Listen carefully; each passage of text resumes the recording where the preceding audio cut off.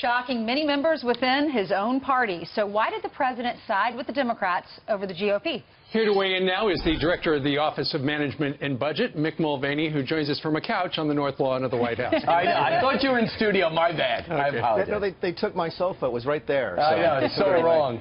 Okay, Mr. Mulvaney, you know, it is no secret the President of the United States is frustrated with Congress. He would like them to work a lot faster. So in working with the Democrats, what was he doing? Was he giving leadership, Republican leadership, essentially hey, I can do this without you guys if you're not going to help me? Is that what was going on?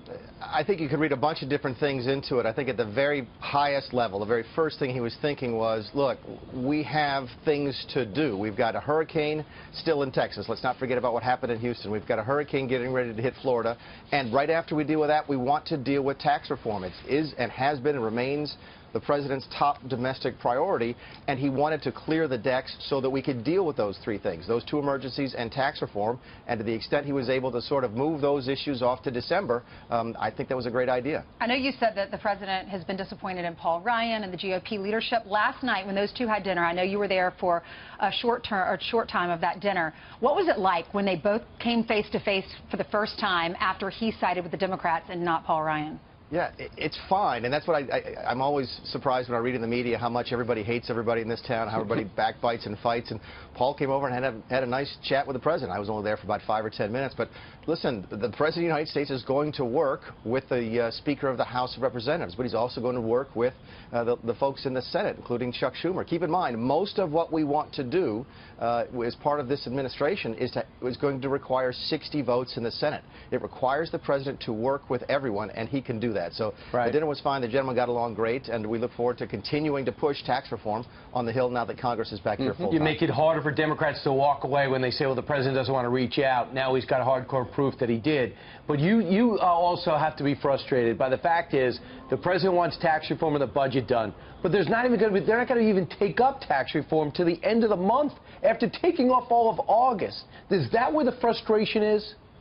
Yeah, well, I think it's a combination of things, right? I mean, put yourself in the shoes of just an ordinary Republican voter, a citizen, anybody who's concerned about the way the country is moving. We were told that we'd have Obamacare repeal and replaced by now. We were told we'd probably be finished with tax reform by now and even starting to talk about infrastructure, yet here we are in the early parts of September, and they haven't even repealed and replaced Obamacare yet. So I think that frustration is real. The president is a guy who is driven by results and driven by action, and that's not always the way that Washington works. So I think you're seeing that frustration very, reasonably sort of percolate to the top. We've heard that the president and Paul Ryan last night did not talk about Obamacare, did not talk about immigration and the wall. So does that mean that that's on the back burner? Now the president's ready for Congress to focus on other issues like tax reform? Again, I wasn't there, but it wouldn't surprise me if the priorities were, what are we doing in Houston? What are we getting ready to do in Florida to help these folks? And then when do we get tax reform? That wouldn't surprise me if that dominated the discussion last night. Well, I know when the president and the leaders agreed on the 3-month deal, what they were doing was they were extending the debt limit by 3 months, funding the government and the hurricane relief as well. There's been some suggestion that maybe the president would like to actually get rid of the whole debt limit for good. How would that work?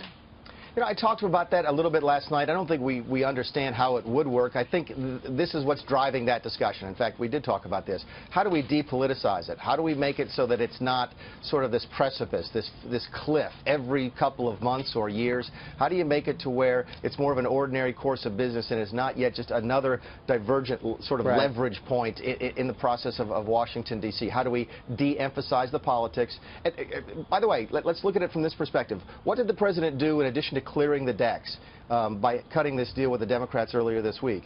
He proved that he can govern. He proved that he can run the country and prioritize what's most important at the appropriate times. And I think what he's looking is that debt ceiling saying, look, that may impede my ability to effectively govern the country. So is there a way to sort of deal with that in a different way? Still allows us to use the debt ceiling as sort of that check against where we are on spending, but takes it away as a tool to break down the way that government works. If both sides will let you do your thing, we would